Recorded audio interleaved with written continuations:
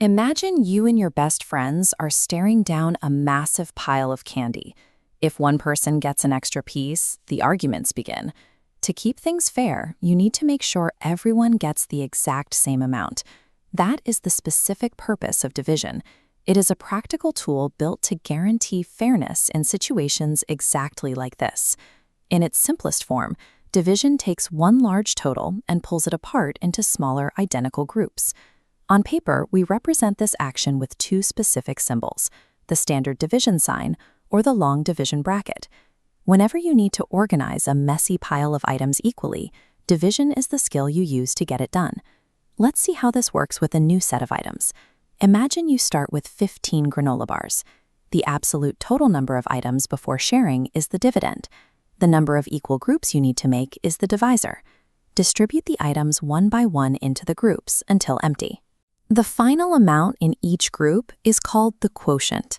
Once you identify your starting total and the number of groups you need, the answer is just a matter of sorting them out. The fastest way to master this is to use a concept you likely already know: multiplication. This chart shows how multiplication works. You combine 3 equal groups of 5 items to build a total of 15. Division is the same logic running in reverse. You take the total of 15 and break it back down into 3 groups of 5. Because these two operations are inverses, knowing your multiplication tables means you already know your division facts. This logic applies directly to managing your money. If you are saving for a $20 toy and earn a $10 weekly allowance, you divide the cost by your weekly earnings. In this case, it takes exactly 2 weeks to reach your goal. It also helps in the kitchen. If a recipe for a full batch of cookies uses 16 chocolate chips, you can divide that number by 2 to find the 8 chips needed for a half batch.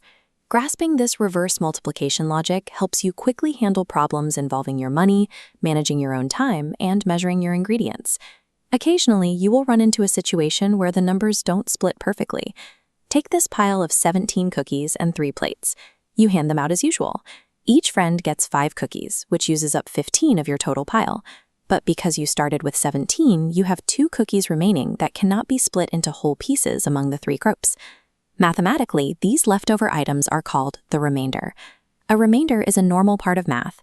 It accurately shows what is left over when a quantity cannot be shared in perfectly equal whole pieces. The process is simple. Identify your total, split it into equal groups, find the final amount, and note any leftovers. You can practice this right now. Grab a pile of blocks or buttons and try sorting them into identical stacks with your own hands. You can also use tools like flashcards or interactive digital games to help the facts stick. Just remember that memorizing your multiplication tables is the fastest way to get better at division. Mastering this process gives you a reliable tool to ensure fairness and stay organized when managing your own resources.